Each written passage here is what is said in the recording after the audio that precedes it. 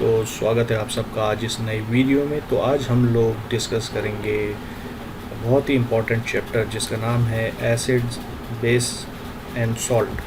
तो ये बहुत ही इम्पोर्टेंट चैप्टर है एग्ज़ाम पॉइंट ऑफ व्यू से, और हर एग्ज़ाम में इससे एक ना एक क्वेश्चन तो आता ही है। तो ये मैं नया चैप्टर आज शुरू कर रहा हूँ, तो उम्मीद करता हूँ आप सबको अच्छा लगेगा। तो जिन लोगों ने अभी तक मेरा चैनल सब्सक्राइब नहीं किया है तो कर लीजिए। तो आइए चैप्टर को शुरू करते हैं। So let's begin the chapter. Introduction.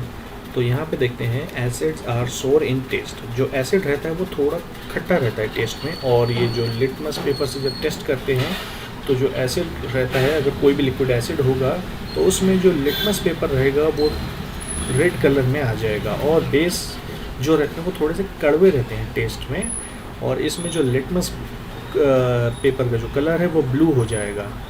अब आइए आगे देखते हैं। An acid and a base neutralize each other and form salt and water.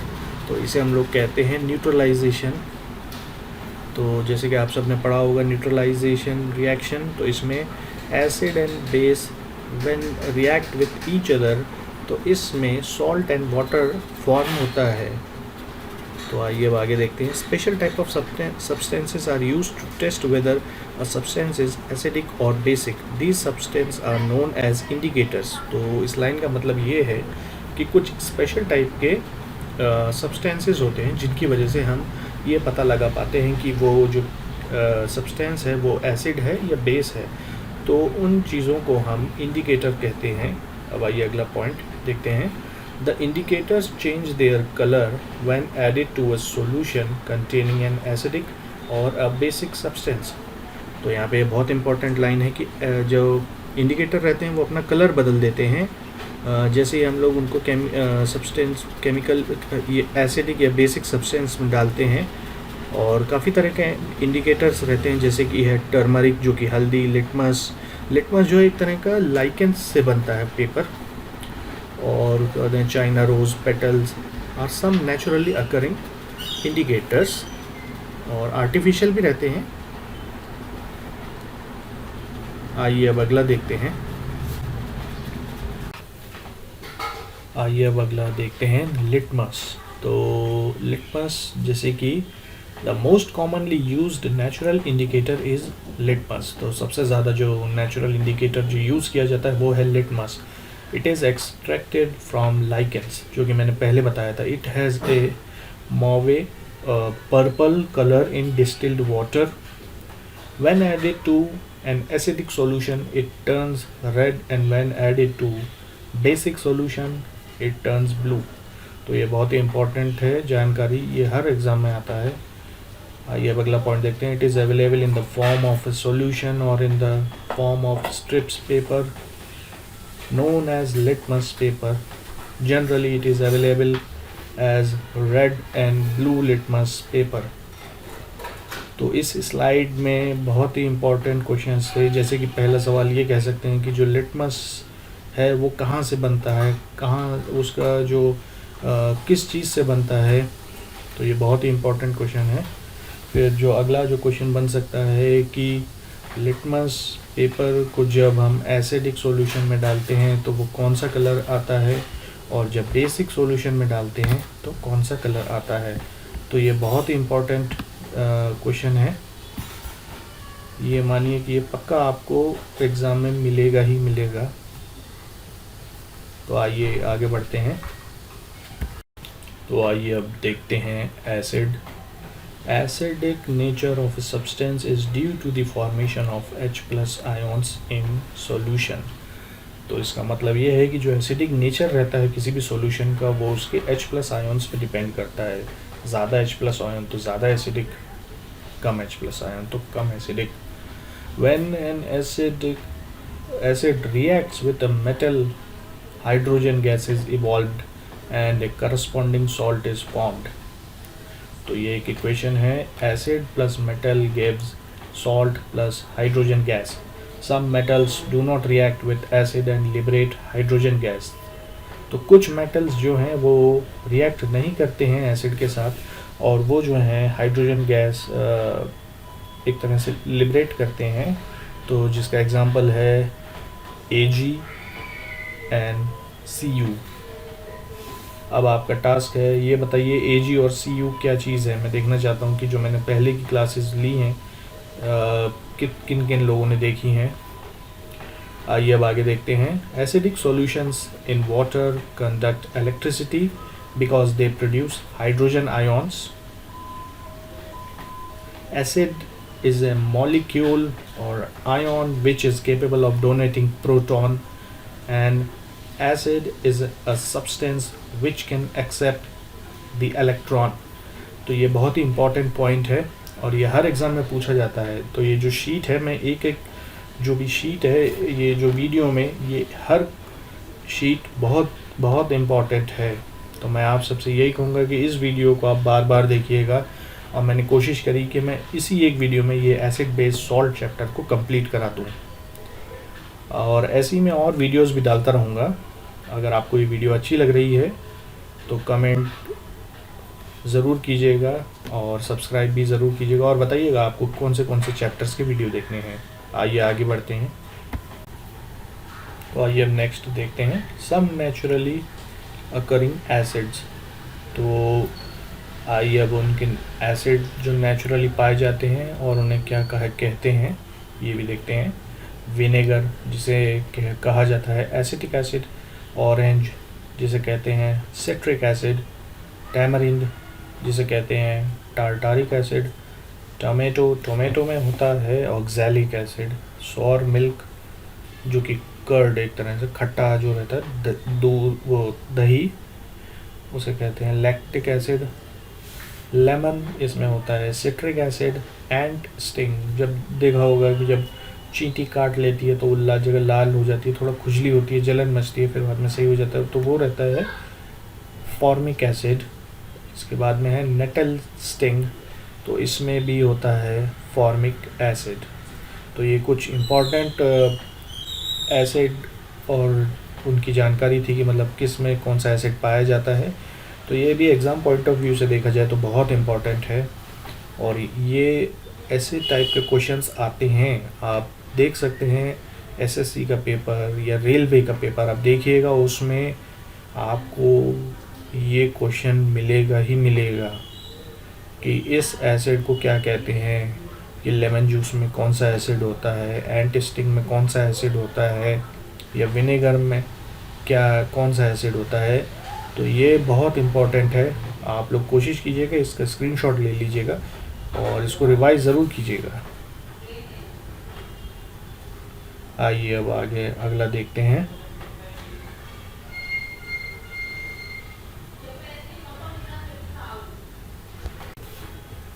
तो आइए अब अगला देखते हैं बेसिस। तो जैसे कि हम लोगों ने एसिड देखा, अब आइए बेस देखते हैं। Basic nature of a substance is due to the formation of OH minus ions in solution. तो जो बेस है उसमें हम लोग ये कह सकते हैं कि उसमें OH माइनस आयॉन्स रहते हैं। जितने ज़्यादा OH माइनस आयॉन्स वो उतना बेसिक, और जितना कम उतना कम बेसिक। तो base reacts with metal to form salt with liberation of hydrogen gas. Bases reacts with acid to form salt and water. The reaction between acid and base is called neutralization reaction, जो कि मैंने आपको शुरू में बताया था कि ये बहुत ही इंपॉर्टेंट है न्यूट्रलाइजेशन रिएक्शन। ये क्वेश्चन आता है। आइए अब अगला देखते हैं। Basic solution in water conduct electricity because they produce hydroxide ions. Base is a molecule or ion which is capable of accepting proton. A base is a substance which can produce the electron. तो ये बहुत ही important slide है जिसमें ये पता चलता है कि जो बेस है, जो स्ट्रॉन्ग बेस है, उसमें ज़्यादा OH माइनस आयॉन्स की क्वांटिटी होगी, और जो कम बेसिक है उसमें OH माइनस आयॉन्स की क्वांटिटी थोड़ा कम होगी। और एक न्यूट्रलाइजेशन रिएक्शन ये बहुत ही इम्पॉर्टेंट है कि क्या फॉर्मेशन होता है न्यूट्रलाइजेशन रिएक्शन में, और क्या क्या चीज़ें रिएक्ट करती हैं, तब जाके ये प्रोडक्ट आता है। तो ये मालूम होना चाहिए कि जब एसिड और बेस रिएक्ट करते हैं एक दूसरे के साथ, तब फॉर्मेशन होता है साल्ट एंड वाटर का। तो ये बहुत ही इम्पॉर्टेंट स्लाइड थी।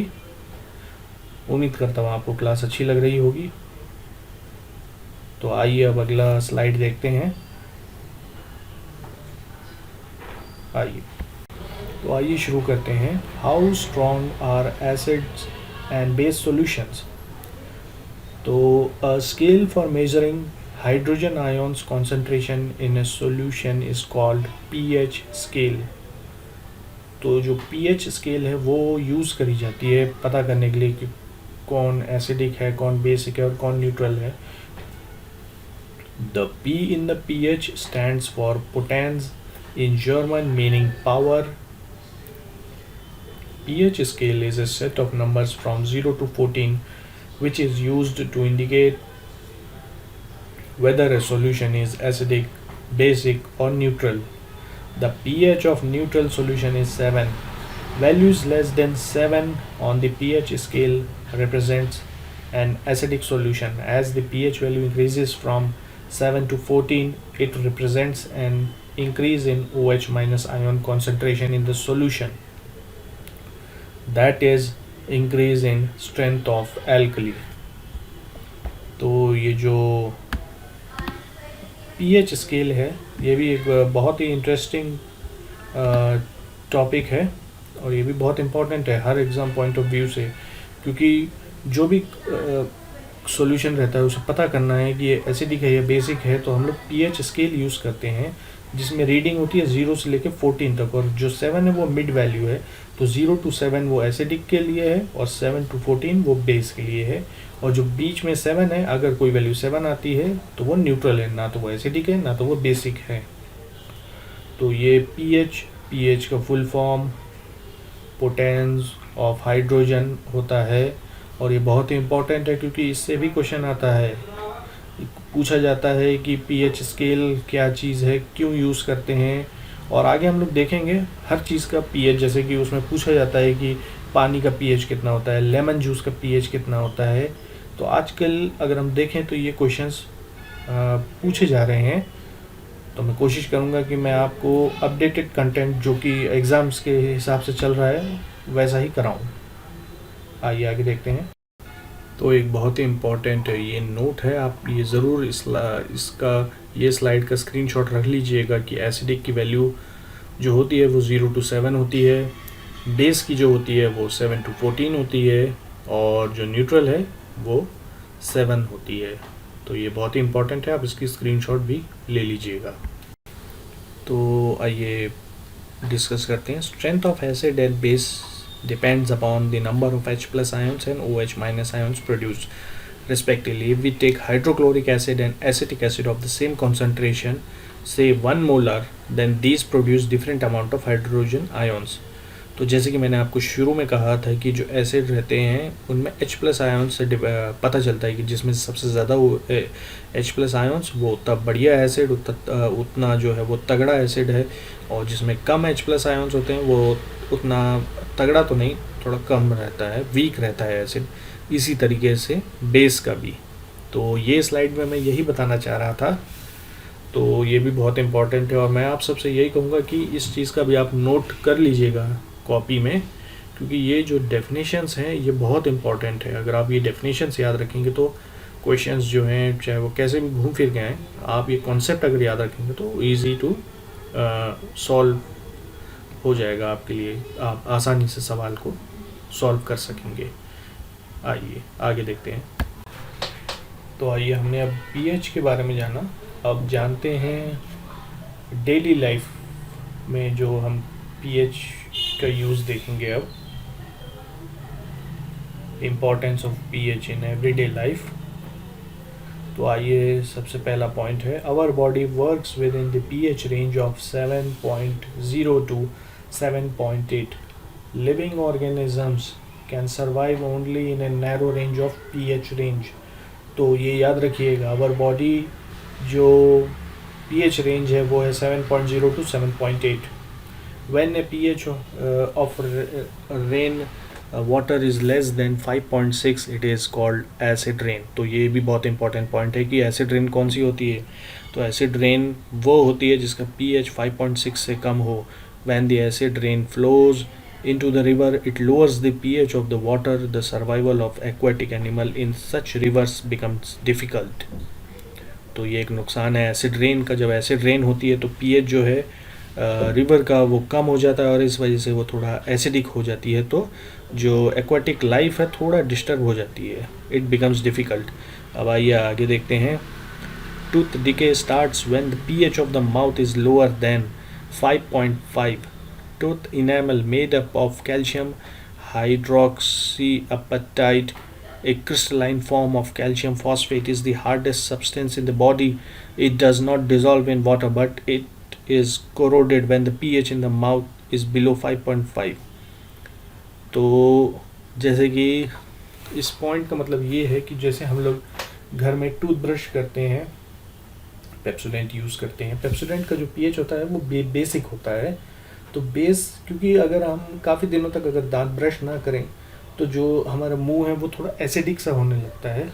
मॉर्निंग में अगर हम देखें तो अगर हम so to maintain the pH of the mouth हमें पेस्ट करना रहता है, ताकि पेस्ट करने से क्या है जो पीएच है वो मेंटेन रहे। तो आइए अब आगे देखते हैं। तो आइए अगला देखते हैं। It is very interesting to note that our stomach produces hydrochloric acid. तो ये बड़ी कमाल की बात है, हमारा जो स्टमक रहता है वहाँ भी हाइड्रोक्लोरिक एसिड प्रोड्यूस होता है। It helps in digestion of food without harming the stomach. तो वो जो एसिड है वो हेल्प करता है डाइजेशन ऑफ फूड में without harming the stomach. During indigestion, the stomach produces too much acid and this causes pain and irritation. To get rid of this, people use bases called antacids. These antacids neutralize the excess of acid. Magnesium hydroxide, milk of magnesia, a mild base, is often used for this purpose. जैसे कि आप लोगों ने देखा होगा, कभी कभी लोग कहते हैं अब खाना ज़्यादा खा लिया है, थोड़ा जलन मच रही है, गैस हो रही है पेट में, एसिडिटी, जिसे हम लोग ज़्यादातर टीवी में देखा होगा ऐड आता है इनो का। तो जो इनो है वो भी एक तरह का ये मानिए कि वो भी न्यूट्रलाइज करने में हेल्प करता है। तो सबसे बेस्ट एग्जांपल मेरे हिसाब से इनो का ऐड है, जिससे हम ये वाला जो पॉइंट है वो बहुत अच्छे से समझ सकते हैं। मैं जानता हूँ शायद ज़्यादातर लोगों ने इनो तो पिया ही होगा। तो जब इनो को जब आप पानी में डालते हैं तो देखा होगा बहुत गैस बनती हैं, और जैसे आप उसे पीते हैं तो 6 सेकंड बाद में सब नॉर्मल हो जाता है पेट के अंदर। तो मेन जो है वो एक तरह से न्यूट्रलाइजेशन का काम करता है टू एक्सेस ऑफ एसिड। तो उसके बाद में जो है पेट में राहत मिल जाती है। तो इस पॉइंट का यही मतलब था। तो आइए आगे देखते हैं। तो आइए अब हम लोग देखते हैं यूजेस ऑफ एसिड्स। एसिड के क्या क्या यूज़ हैं। Sulphuric acid is called king of chemicals because it is used in preparation of many other compounds. It is used in car batteries also.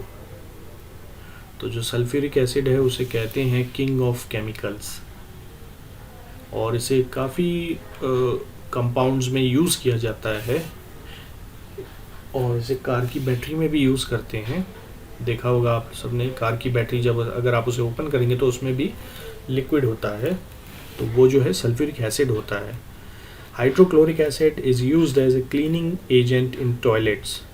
तो हाइड्रोक्लोरिक एसिड, जैसे कि आप लोगों ने देखा होगा, जितने भी जो टॉयलेट में साफ़ करने के जो केमिकल रहते हैं उनमें हाइड्रोक्लोरिक एसिड मिक्स रहता है। उसके बाद में है carbonic acid is used in aerated drinks. जो भी आप कोल्ड ड्रिंक्स पीते हैं उसमें कार्बोनिक एसिड रहता है। Tartaric acid is constituent of baking powder. Citric acid is used in preparation of effervescent salts and as a food preservatives. Nitric acid is used in the manufacture of fertilizers, dyes, paints and drugs. तो जो nitric acid है उसको use किया जाता है fertiliser, खाद बनाने में, डाई बनाने में, पेंट बनाने में और ड्रग्स बनाने में। Oxalic acid is used to clean iron and manganese deposits from quartz crystals. It is also used as bleach for wood and removing black stains. तो ये बहुत ही इम्पॉर्टेंट स्लाइड है, इसमें आपको पता चलेगा कि एसिड कहाँ कहाँ यूज़ किया जाता है। और ऐसे भी क्वेश्चंस आए हैं एग्ज़ाम में। तो मैंने एग्ज़ाम पॉइंट ऑफ व्यू से ही जो इम्पोर्टेंट है वो सब मैंने कोशिश की है कि मैं ये वीडियो से एक ही वीडियो में मैं पूरा एसिड एंड बेसिस सॉल्ट का जो जितना है समरी वो कंप्लीट करवा दूँ, ताकि आप इसी वीडियो को बार बार देखेंगे तो आपको बुक खोलने की ज़रूरत नहीं पड़ेगी और मुश्किल से 20-25 मिनट की वीडियो रहेगी और उससे आपका रिवीजन बहुत अच्छे से हो जाएगा। आइए आगे देखते हैं। आइए अब देखते हैं यूज़ ऑफ बेसिस। तो बेस का use, sodium hydroxide is used in the manufacture of soap, magnesium hydroxide is used as a medicine for stomach disorders, ammonium hydroxide is used to remove grease stains from cloths, calcium hydroxide is used in whitewashing of building। तो ये थे कुछ use of bases. तो base कहाँ कहाँ use किया जाता है। तो आइए आगे देखते हैं। Salt is the product of reaction between acid and bases. तो मैंने आपको शुरू में ही बताया था, एक रिएक्शन होता है जिसमें एसिड और बेस जब रिएक्ट होते हैं तो सॉल्ट एंड वाटर फॉर्म होता है। अब उस रिएक्शन का नाम क्या है वो आप लोग कमेंट सेक्शन में ज़रूर बताइएगा, इससे मुझे पता चलेगा कि आप लोगों ने वीडियो अच्छे से देखी है। तो आइए आगे देखते हैं। Salt of a strong acid and a strong base are neutral with pH value of 7। On the other hand, salt of a strong acid and weak base are acidic with pH value less than 7, and those of strong base and weak acid are basic in nature with pH value more than 7. Most of the salts are soluble in water. For example, chloride salt of potassium and sodium are soluble in water, but silver chloride is insoluble in water. Salt is hygroscopic in nature. तो इस slide में भी काफ़ी important points मैंने बताए हैं। सबसे पहला जो था न्यूट्रलाइजेशन रिएक्शन के लिए था, और जो दूसरा था उसमें ये बताया गया था जब स्ट्रॉन्ग एसिड रहता है, वीक बेस रहता है, तो जो सॉल्ट फॉर्म होगा वो एसिडिक रहेगा, और जब वीक बेस एसिड रहेगा और स्ट्रॉन्ग बेस रहेगा तो जो सॉल्ट फॉर्म होगा वो बेस रहेगा। तो आइए अब आगे देखते हैं। सॉल्ट के uses. Common salt, sodium chloride, जिसे कि केमिकल नोमेनक्लेचर में हम लोग लिखते हैं NaCl। तो आइए अब आगे देखें। It is used in our daily food and used as a preservative. Bleaching powder CaOCl2 for bleaching cotton and linen in textile industry, for bleaching wood pulp in paper factories, and for bleaching washed clothes in laundry. Oxidizing agent in many chemical industries to make drinking water free from germs। तो ये थे कुछ uses of salt। ये भी बहुत important है, आप लोग इसका भी screenshot ज़रूर ले लीजिएगा। आइए आगे देखते हैं। Baking soda NaHCO3। मैं उम्मीद करता हूँ कि काफ़ी लोग इससे वाकिफ़ होंगे बेकिंग सोडा से। तो आइए देखते हैं। The baking soda is commonly used in the kitchen for making tasty crispy pakodas. Sometimes it is added for faster cooking. Baking soda is also an ingredient in antacids. Being alkaline, it neutralizes the excess acid in the stomach and provides relief. It is also used in soda acid fire extinguishers. Baking soda को काफ़ी तरीके से use किया जाता है, और जैसे कि हम लोग जानते हैं पकोड़ों में भी बेकिंग सोडा जब बनाते हैं पकोड़े तो यूज़ करते हैं, क्योंकि अगर हम लोग सादा बस बेसन का जो पेस्ट है और प्याज अगर डायरेक्ट अगर हम तेल में डाल देंगे तो फूलेगा नहीं, वो एक तरह से सख्त पापड़ की तरह रह जाएगा। मगर उसको अच्छा जो स्पॉन्जी टेक्सचर है वो अगर देना है तो उसके लिए आपको बेकिंग सोडा तो डालना ही पड़ेगा। इसी तरीके से अगर केक में बेकिंग सोडा नहीं होगा तो वो जो स्पॉन्ज के जैसा जो दिखता है वो ब्रेड उसका वो नहीं आएगा, तो इसलिए बेकिंग सोडा यूज़ किया जाता है। तो आइए अब आगे देखते हैं। Washing soda Na2CO3 10H2O। तो वॉशिंग जो सोडा है इसका ये फार्मूला था अब आइए आगे देखते हैं। सोडियम कार्बोनेट, जिसे वॉशिंग सोडा कहते हैं, is used in glass, soap and paper industries. तो जो सोडियम कार्बोनेट है इसको ग्लास इंडस्ट्री, सोप इंडस्ट्री और पेपर इंडस्ट्री में यूज़ किया जाता है। It is used in the manufacture of sodium compounds such as borax. तो बोरैक्स है, अगर आपने देखा होगा इसकी जो मैन्युफैक्चर है इसमें सोडियम कंपाउंड को यूज़ किया जाता है। उसी तरीके से sodium carbonate can be used as a cleaning agent for domestic purposes. उसके बाद में it is used for removing permanent hardness of water. तो permanent hardness of water remove करने के लिए ये यूज़ किया जाता है। और यहाँ पे अब मैं आप सबसे एक क्वेश्चन पूछूंगा कि जो हार्डनेस ऑफ वाटर रहती है उसमें कौन से, किस वजह से वो हार्डनेस ऑफ वाटर रहती है, कौन से वो पार्टिकल्स रहते हैं जिस वजह से वो हार्डनेस ऑफ वाटर रहती है। तो मुझे बताइएगा ज़रूर, मैं देखना चाहता हूँ किस किस को जानकारी है हार्डनेस ऑफ वाटर के बारे में, बताइएगा ज़रूर। आइए अब हम आगे देखते हैं प्लास्टर ऑफ पेरिस को। CaSO4 into half H2O. Plaster of Paris, the substance which doctors use as a plaster for supporting structured bones in the right position. तो आप में से काफ़ी लोगों ने देखा होगा जब किसी को हाथ में या पैर में फ्रैक्चर हो जाता है तो वहाँ पे प्लास्टर बांध दिया जाता है। जो वो प्लास्टर रहता है वो POP का बना रहता है, जो कि जब आप टच करेंगे तो पता चलता है थोड़ा हार्ड रहता है। आइए अब आगे देखते हैं। Plaster of Paris is used for making toys, materials for decoration and for making smooth surfaces. आइए अब आगे देखते हैं जिप्सम। जिप्सम जिसका केमिकल फार्मूला है CaSO4 into 2H2O। यहाँ पे आप लोग फार्मूला देखिएगा, प्लास्टर ऑफ पेरिस का है CaSO4 into half H2O और जिप्सम का है CaSO4 into 2H2O। ये याद रखिएगा, इसी में कंफ्यूज भी कर देते हैं कभी कभी जब MCQ क्वेश्चन में CaSO4 half H2O भी आएगा, CaSO4 2H2O भी आएगा, तब आपको याद रखना है कि आपने जो करेक्ट ऑप्शन कौन सा है।